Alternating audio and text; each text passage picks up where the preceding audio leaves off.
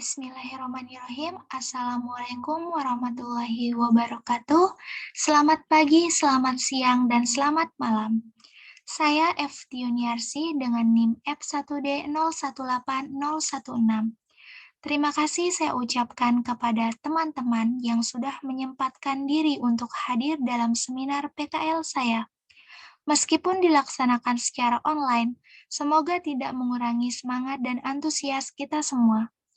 Terima kasih pula saya ucapkan kepada dosen pembimbing, yaitu Bapak Aryo Yudo Husodo, dan pembimbing lapangan, yaitu Ibu Winarti, yang telah banyak membantu dan membimbing saya dalam menyelesaikan PKL ini. Adapun judul PKL saya, yaitu Sistem Informasi Pengolahan Data Kearsipan pada Kantor Camat Bayan. Kecamatan Bayan merupakan organisasi pemerintah daerah Kabupaten Lombok Utara, yang mana organisasi tersebut dijalankan oleh aparatur pemerintah. Kecamatan adalah wilayah kerja camat sebagai aparatur daerah yang dipimpin oleh camat yang berada di bawah dan bertanggung jawab kepada bupati yang memiliki tugas pokok membantu bupati dalam penyelenggaraan bidang pemerintahan, bidang ekonomi pembangunan, bidang sosial, dan bidang pemberdayaan masyarakat. Pada kantor Kecamatan Bayan, mengalami kesulitan dalam pengelolaan pengarsipan surat masuk dan surat keluar. Sistem pengarsipan surat yang berjalan saat ini dapat dikatakan masih kurang efisien dan efektif karena semua proses masih dilakukan secara konvensional. Maka dari itu, pada praktik kerja lapangan PKL ini, saya menawarkan sebuah solusi untuk mengatasi masalah tersebut, yaitu dengan membuat sebuah sistem informasi pengarsipan surat berbasis web yang dapat memberikan kemudahan dalam melakukan pengarsipan, pendataan, serta pengelolaan berkas-berkas surat sehingga membuat proses pengarsipan menjadi lebih mudah dan efisien. Berdasarkan uraian latar belakang yang telah saya paparkan tadi, maka rumusan masalahnya adalah bagaimana merancang dan membangun sistem informasi pengolahan data kearsipan berbasis web yang dapat memberikan kemudahan dalam melakukan pengarsipan surat pada kantor Kecamatan Bayan. Adapun metode pengembangan yang saya gunakan, yaitu metode waterfall yang berurutan dan sistematis. Metode waterfall terdiri dari 5 tahapan, yaitu tahapan yang pertama adalah requirement definition, yaitu tahap untuk memahami informasi mengenai kebutuhan pengguna terhadap sebuah perangkat lunak. Metode pengumpulan informasi ini dapat diperoleh dengan berbagai macam cara, di antaranya diskusi, observasi, survei, wawancara, dan lain-lain.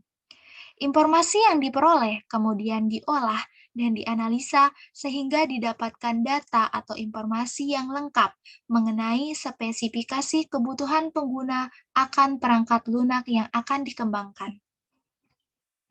Tahapan yang kedua yaitu System and Software Design, yaitu tahap perancangan desain dengan tujuan untuk membantu memberikan gambaran lengkap mengenai apa yang harus dikerjakan, seperti membuat use case diagram, IRD, activity diagram, dan sequence diagram. Tahapan yang ketiga yaitu implementation and unit testing, yaitu merupakan tahap pemrograman, di mana dilakukan pengujian dan pemeriksaan terhadap fungsionalitas sistem yang sudah dibuat, apakah sudah memenuhi kriteria yang diinginkan atau belum. Yang keempat, yaitu tahapan integration and system testing, yaitu tahap integrasi sistem secara keseluruhan dan dilakukan pemeriksaan dan pengujian sistem untuk mengidentifikasi kemungkinan adanya kegagalan dan kesalahan sistem. Tahapan yang terakhir yaitu operation and maintenance, yaitu tahap pemeliharaan. Pemeliharaan memungkinkan pengembang untuk melakukan perbaikan atas kesalahan yang tidak terdeteksi pada tahap-tahap sebelumnya. Pemeliharaan meliputi perbaikan kesalahan, perbaikan implementasi unit sistem, dan peningkatan serta penyesuaian sistem sesuai dengan kebutuhan. Selanjutnya adalah desain sistem. Nah, ini adalah gambar dari Entity Relation Diagram IRD dari Sistem Informasi Pengolahan Data Kearsipan pada Kantor Camat Bayan. Pada IRD ini terdapat 3 entitas, yaitu entitas user, entitas pengirim atau tujuan surat, dan entitas arsip surat. Di sini juga terdapat atribut dari masing-masing entitas. Entitas yang pertama yaitu entitas arsip surat yang terdiri dari atribut ID arsip sebagai primary key, nomor surat, ACC asal tanggal surat tanggal diterima, perihal jenis surat, berkas, dan ID pengirim sebagai origin key yang menghubungkan antara entitas arsip surat dan entitas pengirim atau tujuan surat. Entitas yang kedua yaitu entitas user, yang terdiri dari atribut ID user sebagai primary key dan atribut username, password, dan email. Dan entitas yang terakhir adalah entitas pengirim atau tujuan surat, yang terdiri dari atribut ID pengirim sebagai primary key dan atribut nama pengirim. Selanjutnya adalah use case diagram. Sistem informasi pengolahan data kearsipan pada kantor Camat Bayan ini hanya memiliki satu user yang dapat melakukan berbagai aktivitas dalam sistem, seperti melihat dashboard, mengganti password, melihat surat, menambah arsip surat, mengedit arsip surat, menghapus arsip surat, mencetak arsip surat, mencetak laporan custom, melakukan login maupun logout. Selanjutnya adalah demo program.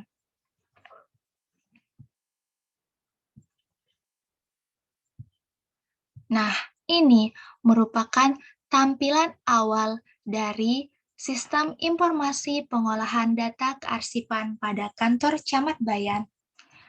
Di sini diminta untuk memasukkan password dari user atau admin. Nah, ketika kita memasukkan password yang benar, maka tampilan akan secara otomatis berpindah pada halaman dashboard. Sedangkan ketika kita memasukkan password yang salah, maka tampilan akan tetap pada tampilan awal dengan notifikasi password yang Anda masukkan salah, silakan coba lagi. Nah, pertama-tama saya akan mencoba untuk memasukkan password yang salah. Oke, kita masukkan password salah.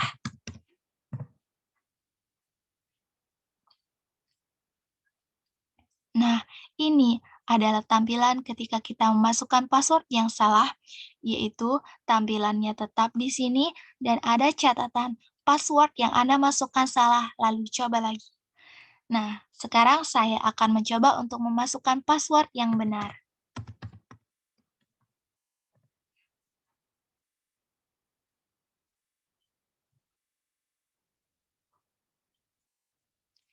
Nah, ketika saya memasukkan password yang benar, maka akan langsung otomatis berpindah ke halaman dashboard. Ini merupakan halaman dashboard dari Sistem Informasi Pengolahan Data Kearsipan pada kantor Camat Bayan. Pada halaman dashboard ini terdapat arsip surat masuk yang digunakan untuk memasukkan data surat masuk, arsip surat keluar yang digunakan untuk memasukkan data surat keluar, ada tabel data master yang terdiri dari data arsip surat yang berisi informasi surat secara keseluruhan, baik surat masuk maupun surat keluar. Kemudian ada data tujuan atau asal surat yang berisi nama departemen tujuan surat atau departemen asal surat. Dan di sini ada untuk mengganti password dan untuk logout. Pada dashboard ini juga terdapat informasi mengenai jumlah semua surat, jumlah surat masuk, jumlah surat keluar, dan laporan custom. Pertama-tama, saya akan menjelaskan mengenai cara memasukkan data surat masuk. Pertama, kita klik arsip surat masuk.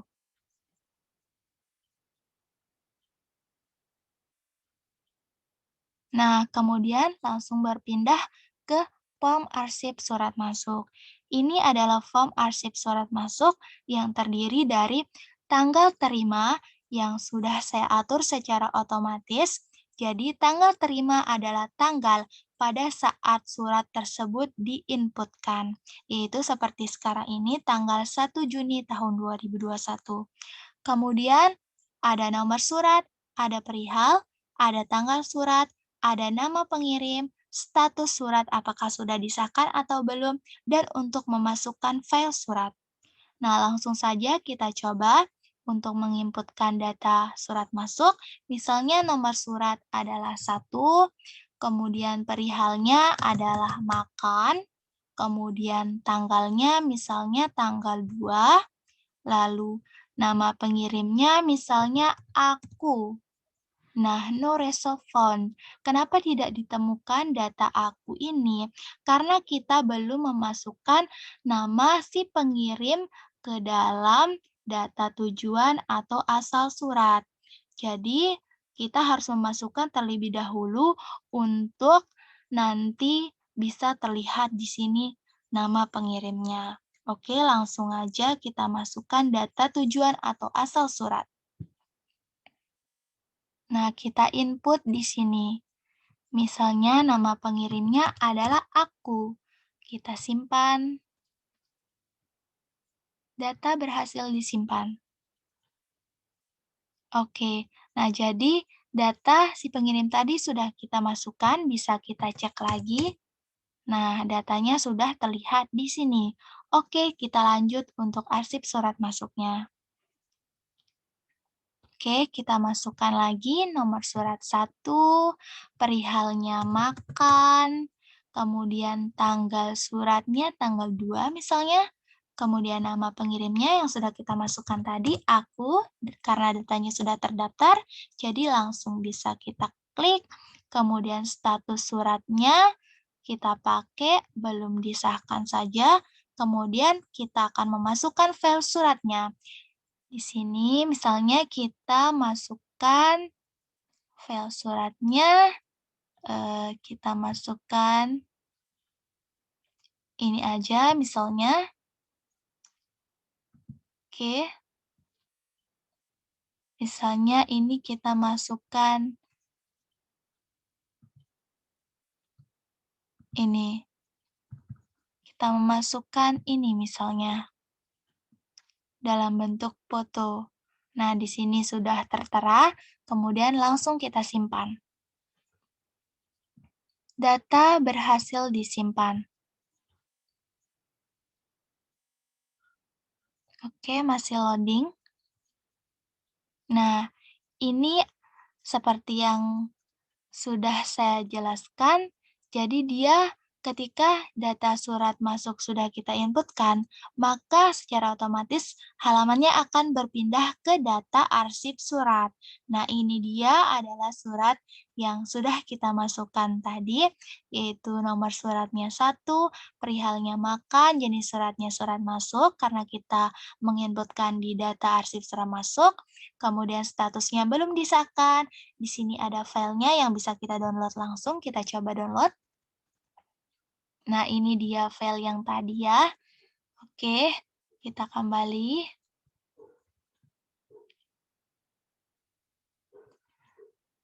Nah, karena di sini datanya hanya terlihat beberapa saja, jadi saya membuatkan action-nya ada untuk melihat detail suratnya. Nah, di sini untuk tanggal surat, tanggal terima, dan nama pengirimnya tidak terlihat, jadi saya buatkan detail suratnya. Di sini akan terlihat semuanya detail dari surat masuk yang sudah kita inputkan tadi. Ada nomor suratnya, perihal, tanggal surat, tanggal terima, nama pengirim, jenis surat, dan status suratnya.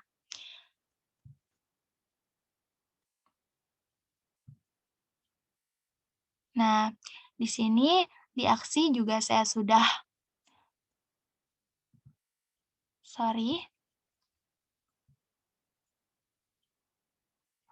Nah, jadi di aksinya juga saya sudah menambahkan edit dan hapus. Kita coba pertama untuk edit data suratnya.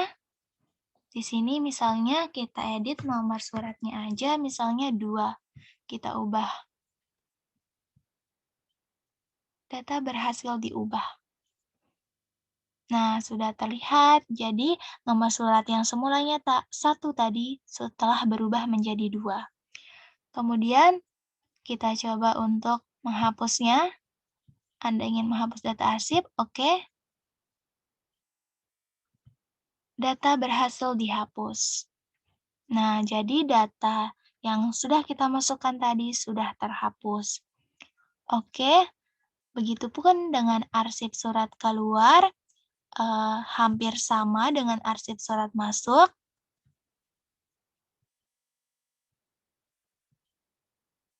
Ini adalah form dari arsip surat keluarnya. Nah, di sini juga ada nomor surat, perihal, tanggal kirimnya, tanggal surat, nama tujuan status dan filenya. Nah, di sini bedanya dengan arsip surat masuk, di sini adalah nama tujuan, sedangkan di arsip surat masuk adalah nama pengirim. Itu saja bedanya. Oke, kita coba untuk menginputkan data arsip surat keluar. Langsung aja ya. Misalnya kita masukkan nomor suratnya 2, perihalnya tidur misalnya, kemudian tanggal suratnya tanggal 2, tujuan suratnya misalnya aku, kita ikutin yang tadi. Nah, untuk statusnya misalnya sudah disahkan. Untuk masukin filenya kita ambil di dokumen. Lagi misalnya ini.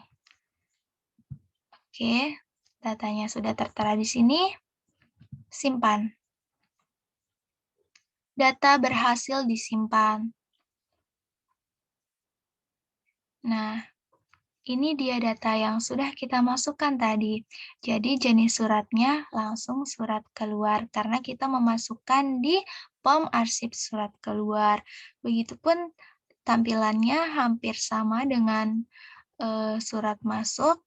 Jadi ada detail suratnya juga. Nah, di sini ada nama tujuannya yang membedakan dengan surat masuk tadi nama pengirim. Kemudian statusnya tadi kita tulis sudah disahkan, jenis suratnya surat keluar. Nah, kemudian jika kita mau mengedit juga, tampilannya akan sama. Jadi, kita edit surat keluar, misalnya kita edit ini nomor suratnya menjadi 5, terus perihalnya misalnya minum. Oke, kita langsung aja ubah. Data berhasil diubah. Nah, ini tadi data surat yang sudah kita ubah. Nah, di sini nomor suratnya yang semula saya tulis 2 menjadi 5, kemudian perihalnya yang semula saya tulis tidur menjadi minum. Nah, begitupun untuk hapusnya, langsung saja diklik hapus, langsung oke. Oke.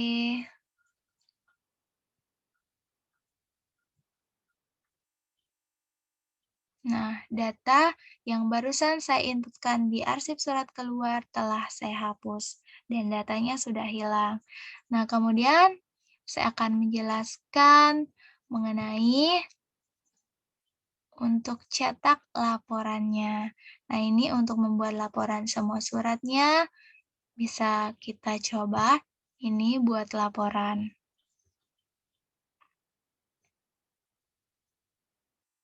Nah, ini adalah tampilan untuk laporan semua surat masuk dan surat keluarnya. Nah, ini ada tanggal terima, kirim, tanggal surat, nama desa atau nama departemen pengirim, tujuan surat, jenis surat, status, nomor surat perihal, Nah, ini sudah terlihat jelas. Jadi, jika ini mau di-print, bisa langsung di-print. Nah, di sini juga ada tanggal kita membuat laporan, kemudian operatornya siapa yang buat laporan itu. Nah, di sini misalnya kita mau print nih, langsung aja kita print, maka akan terlihat seperti ini nanti tampilan printnya. Namun, kalau kita ingin mencetaknya dalam bentuk Excel, bisa kita klik cetak Excel, kemudian akan langsung terdownload dan tampilannya seperti ini.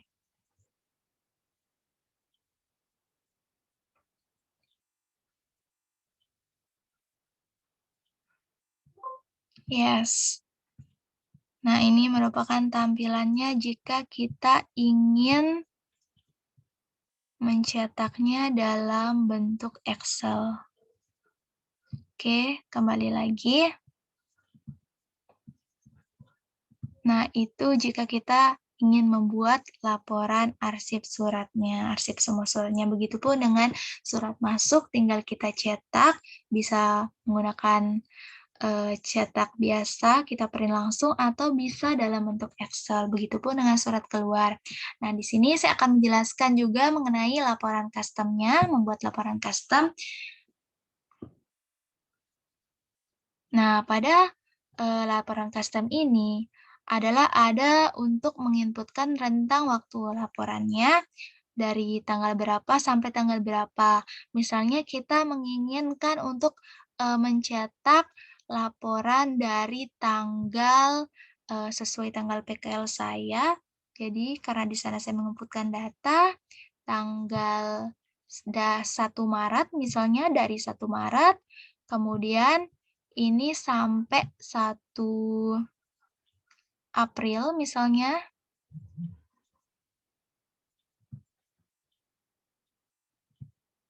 Nah, ini adalah 1 bulan rentang waktunya. Misalnya kita coba lihat laporannya seperti apa.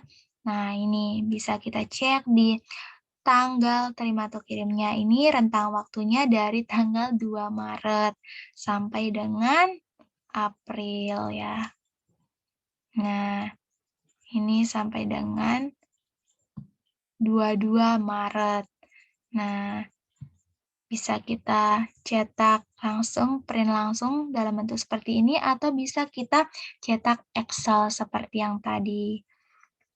Nah, langsung bisa ke-download, bisa kita lihat tampilannya jika kita ingin mencetak Excel.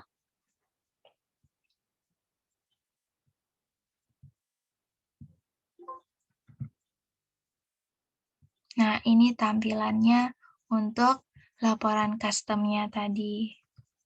Kurang lebih seperti itu.